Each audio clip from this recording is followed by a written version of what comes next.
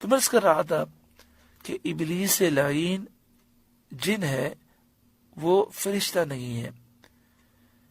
کیونکہ فرشتوں کے متعلق قرآن مجید فرقان حمید میں ہے کہ وہ اللہ کی نافرمانی نہیں کرتے۔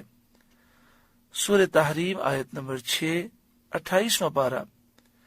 اللہ تعالیٰ نے ارشاد فرمایا لا یعصون اللہ ما امرہم ویفعلون ما یؤمرون، فرشتے جو اللہ انہیں حکم دیتا ہے وہ اس میں نافرمانی نہیں کرتے، اور جس کام کا حکم دیا جاتا ہے وہ وہی کرتے ہیں۔ تو اگر ابلیس لعین فرشتہ ہوتا تو اللہ کی نافرمانی کیوں کرتا، آدم علیہ السلام کی توہین کیوں کرتا؟ لہذا قرآن اور احادیث طیبہ سے یہ بات واضح ہوئی کہ ابلیس لعین فرشتہ نہیں ہے، وہ جن ہے۔ ابلیس لعین نے سجدہ کرنے سے انکار کر دیا، لہذا جب کبھی کوئی مومن سجدہ کرتا ہے تو ابلیس لعین کو بڑی تکلیف ہوتی ہے۔ مسلم شریف حدیث نمبر 81، حضرت ابو ہریرہ رضی اللہ تعالیٰ عنہ سے روایت ہے، رسول اللہ صلی اللہ علیہ وآلہ وسلم نے ارشاد فرمایا، جب بنی آدم یعنی انسان آیت سجدہ پڑھتا ہے اور پھر سجدہ کرتا ہے تو شیطان وہاں سے روتا ہوا چلا جاتا ہے اور کہتا ہے ہائے افسوس، ابن آدم کو سجدہ کرنے کا حکم دیا گیا تو اس نے سجدہ کر لیا، سو اس کے لیے جنت ہے،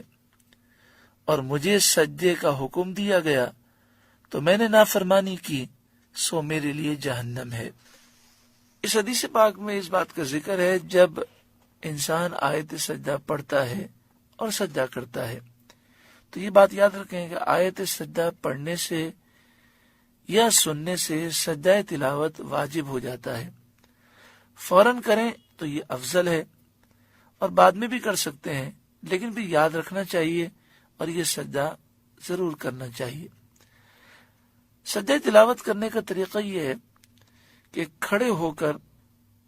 اللہ اکبر کہتے ہوئے سجدے میں جائیں، اس میں ہاتھ اٹھانے نہیں ہیں، ہاتھ باندھنے نہیں ہیں، صرف اللہ اکبر کہتے ہوئے سجدے میں جائیں۔ سبحان ربی الاعلی 3 دفعہ 5 مرتبہ یا طاق مرتبہ دوسری کسی تعداد میں 3، 5، 7، 9، 11 جتنا چاہیں پڑھ لیں، اور پھر اللہ اکبر کہتے ہوئے کھڑے ہو جائیں۔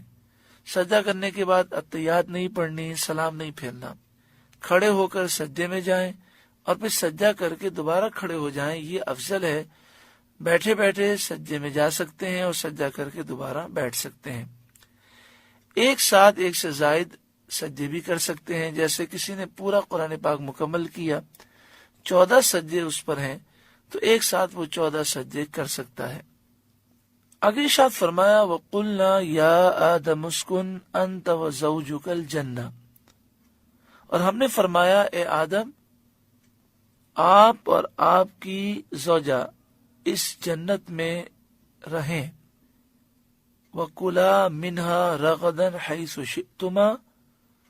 اور کھاؤ اس میں سے بے روک ٹوک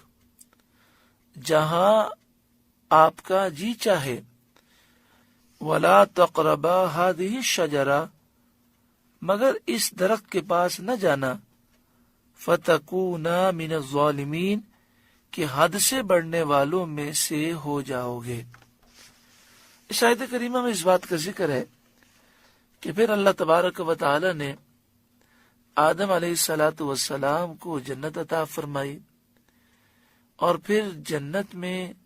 اللہ تعالی نے آدم علیہ السلام کی بائیں پسلی سے حضرت حوا کو پیدا فرمایا،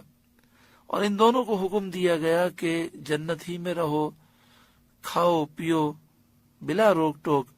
جہاں جی چاہے جاؤ، ہاں اس درخت کے قریب مت جانا اور اس کا پھل مت کھانا، ورنہ تم حدود کو کراس کر جاؤ گے، یہاں تک آپ کی حد ہے، اس سے آگے مت بڑھنا۔ فَأَزَلَّهُمَا الشَّيْطَانُ عَنْهَا، تو شیطان نے جنت سے انہیں لغزش دی۔